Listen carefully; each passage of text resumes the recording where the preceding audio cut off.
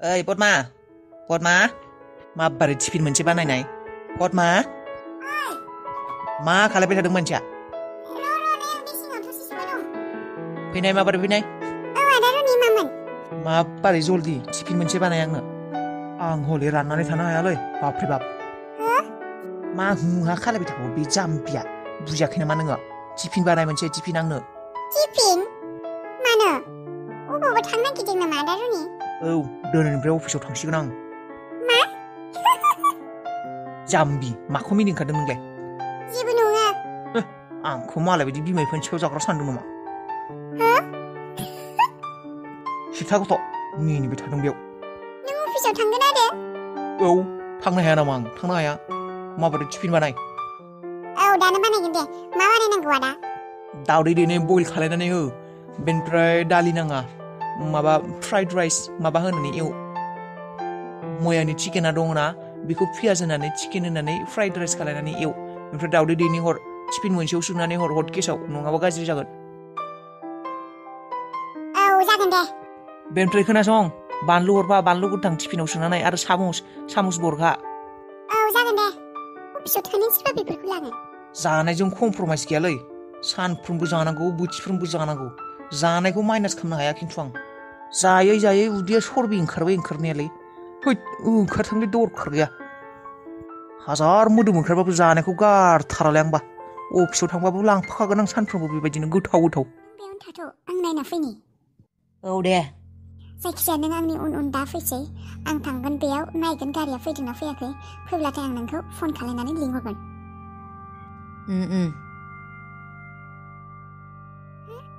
माथो गारियालाय दाबो सफैयाखै 10ता जाबाय माथो सफैनांगौमोन ओरैनोबा 10तायावनो सफैयो माथो जानो मा नेमफा जाखोथाय दाबो सफैयाखै खेबब्रै गाहाम फैबाय आं बेयाव थांलाय फैलायनो दा मानसिफोरा नुब्ला आंखौ माबा सोंथि खालायगोन बै मोनसे साइडथिं गसंना थाहैनो र' ओरैनोफ्रा फनाव रायज्लायनाय बायदि एक्टिं खालायथारबाय बै साइडथिं थांना रायज्लायहैनो र' बेयाव बेबायदि गसंना थाबाय थाब्ला बेबायदि नायफैबाय थाब्ला मानसिफोरा शक जागोन नोंनालाय मानोथो सिमा दासिमबो एक्टिभ जायाखै आंनालाय माथो सानसेयावनो जादोंमोन बेनोथ' एक्टिभसो जाला नामा आंना गाज्रिसो जाबाय खोमा मायबाफोर मा गाज्रि जालाबायनोसै जाम्बि होमब्लालाय माथो दासिमबो एक्टिभ जाला जागोन एक्टिभ जागोन बेनिफ्राय नोङो फेसबुक वाट्सएप टिकटक स्नेपचैट माबा बेफोरखौ इनस्टल खालामना लाखा टिकटक नांथारै आंनो टिकटक आं मोजां मोनाहाय बेफोरखौ टाइमपासब्ला ओरैनो माथो जानोखाय आंबा बानायबायानो थायो नै आरो इन्स्टाग्रामाव रिल बानाय भिडिअ रिल बे जाम्बि नों एक्ट्रेसफोरखौ नुवाखै नामा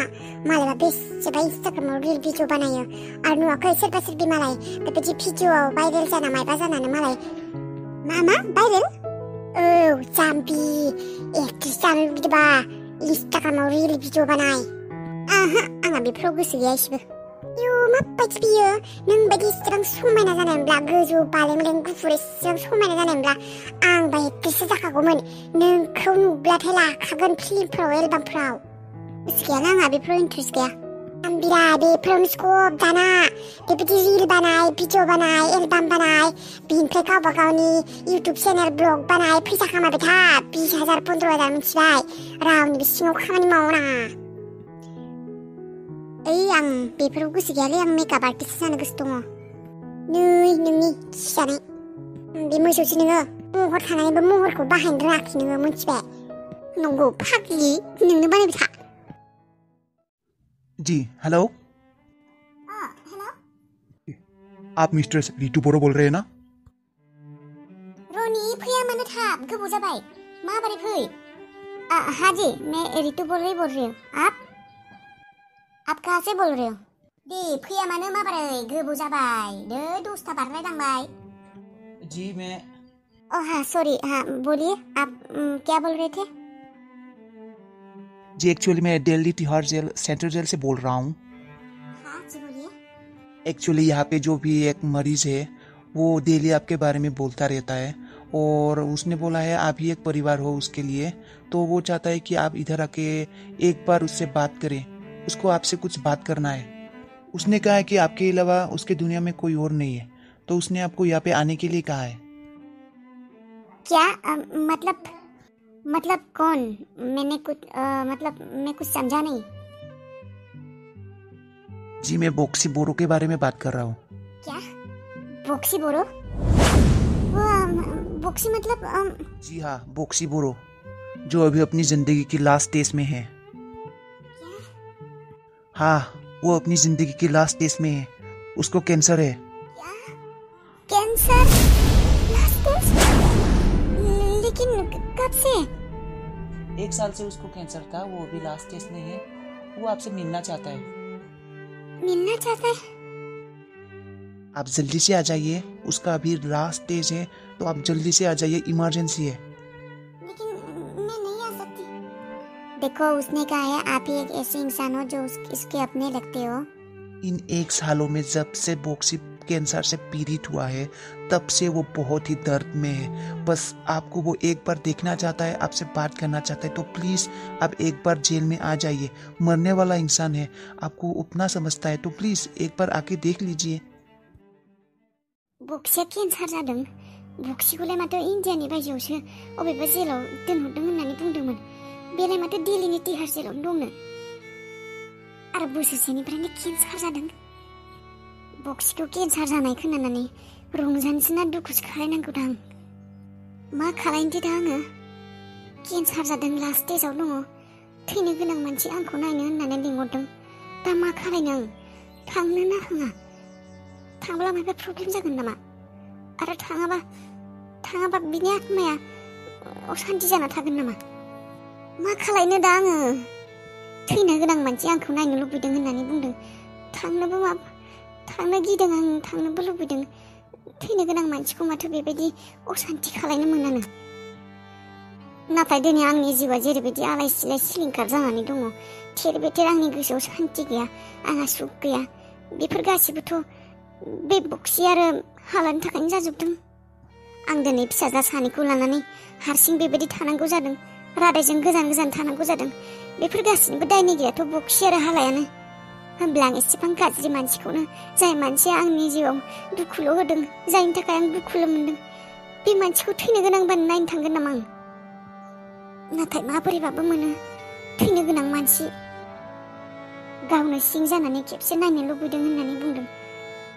माबा बुंगौमोन बियो? आंखौ जुदि नुवा बियो लास्ट स्टेजाव, लास्ट समाव थैब्लाथाय मा बिनि आत्माया थरफिगोन नामा? असान्ति जानानै थागोन? मा खालायनो आं? आंथ' बिसोरखौ दिनैसिम निमाहाखौनो होनो हाखायाखै। मा खालायनो? आयै, आदाया अफिसाव थांनो नागिरदोंनो, बिराद देलायदों माथो। पारफिउमखौनो 10 बारसो लागायबाय। मा जाखो आयै? आदाया अफिसाव थांनो नागिरदों, नों मोजां मोनाखै नामा? नङा, बेबायदि नङा। आयै मोजांसो, दिनै आदाया अफिसाव थांनो नागिरदों। नों बेसेबां बुङै आदाया अफिसावनो थाङामोन, दिनै गावनो हारसिं थांनो नागिरदों। मा मोनथिगौ दे बे गथ'आ, जे दिनै बिनि बिफाया जोबथेहांबोगासिनो। आयै मा जाखो? मा सानबाय दं नोङो? जेबो नङा आबा। मानो सिरि सिरि थाबाय थादों आयै? माबा सानबाय दं नामा? आदाया अफिसाव थांनाबो माब्रैबा माबा माबि खालायहैगोन होननानै। माबायदि बुंनो आं नोंखौ बारंखा? नोंनि बिफाया थैनायनि लामायाव फैगासिनो होननानै, थैनो नागिरदों होननानै। बा, आदाया गारिखौ सुनानै लाबोलायदों खोमा, जोंखोल जालायदों, गोदान बायदि नुलायदों। बेफोर बाथ्राया गोसोआवनो थालांसिगोन। बे जोनोमाव आं नोंनो माब्लाबाबो खोन्थानो हानाय नंला। बेसेबां दुखु मोनगोन नों बे बाथ्राखौ मोनथिब्ला। खिन्थानो गोसो जाबाबो खिन्थानो हाला आं। दिनै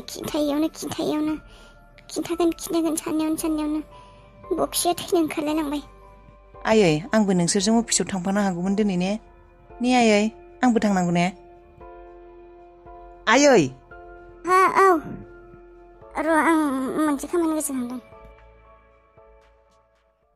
खोनासंनाय आबा रनि, नै पाटनानिफ्राय इमारजेन्सि कल फैदों अफिसनिफ्राय। मा? इमारजेन्सि कल पाटनानि अफिसनिफ्राय? बेनिफ्राय माने आं थांनांगोन आरो दा, थारमाने नङाबा जानाय नङा। थै, बेबायदिसो जाबाय? औ बाबा, नों हारसिं थांदो अफिसाव दे। आं फन खालायना खिन्थाहरखागोन दे नोंखौ थांगोन होननानै दे। आं नोंखौ नङाबा नोंजों थांफागोन सानदोंमोन। दे होमबालाय थांनोसो बाबाय आं। दे, नोंसो गोसोसै आबा, नों थांनो गोसोबा थां, आरो नङाबा गाबोन समफोरफोर थांनो हागोन दे आंजों आं फैब्लाथाय दा दिनै नों थांगोन थाङा नोंसो गोसोसै थांबाबो थांदो थाङाबाबो थादो दे नायथ'नोसै गोसो जाबा थांगोन दे दाथ' होमबा आं थांसै नोंलाय दालाय माजोंसो थांगोन थांनायलाय प्लेनजोंनो थांनांगोन थाब सहैनाय बायदि नों एयारपर्टसिमलाय माजों थांनो नागिरदों केब लादों नामा औ केब लिंहरदों आं गंसे दे होमबालाय नायनो फैथारबाय दे आङो बक्सिया थैथारसिगोन थैनो गोनांखाय होननायखायसो नायनो फैबाय आं बक्सिखौ नङाब्ला आंनि जिउखौ बरबाद खालायग्रा बे मानसिखौ आं माब्लाबाबो नायामोन बिनि महरखौ आं आंनि जिउआव माब्लाबाबो नायनो गोसो गैलामोन नाथाय थैसिगोन होननायखायसो आं नायनो फैबाय कहाँ है रितु रितु अबाव रितुआ बेबायदि गोग्लैनानै दङ रितु आ गया रितु आ गया रितु फैबाय नोङो